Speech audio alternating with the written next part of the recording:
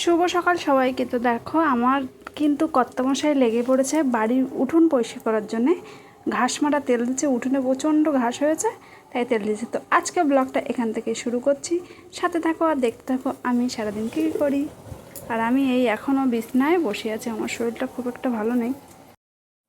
সকালে খাওয়া দাওয়া সব কমপ্লিট হয়ে গেছে, আমি বসে পড়েছি দুপুরে রান্নার জন্য। তো লাউ আর মোচা কাটছি, ছেলে মেয়েও আছে।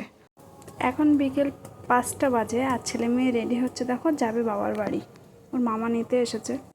তো আমরা বেরিয়ে পড়েছি সবাই। আমার সে জুতো নিতে ভুলে গেছি, তাই মা বাড়া যাচ্ছে জুতো আনতে। এসো। তো এই যে ছেলে মেয়ে বেরিয়ে মামার বাড়ি চলে যাচ্ছে পুজোর সময়।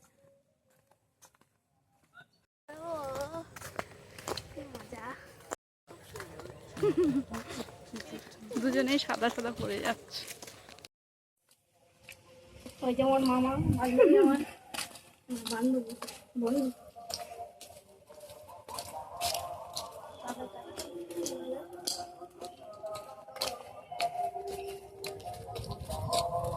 বান্ধবী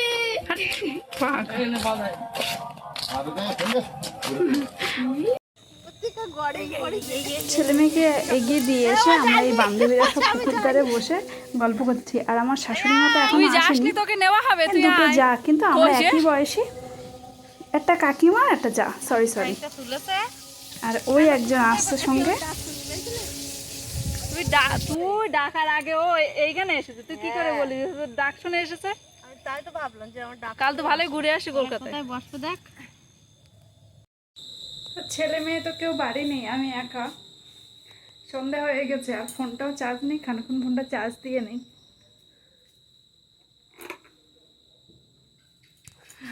ঘরটা ভীষণ খালি খালি লাগছে।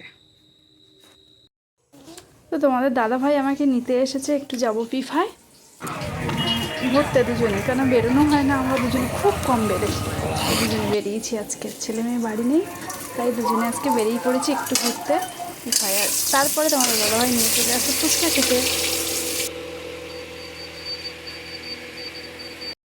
তো অনেকক্ষণ হয়ে গেছে, বাড়ি চলে এসেছি আর এদিকে খেতে বসে পড়েছি দুজন, দেখো চপ টপ নিয়ে সবাই বসে পড়েছি খেতে।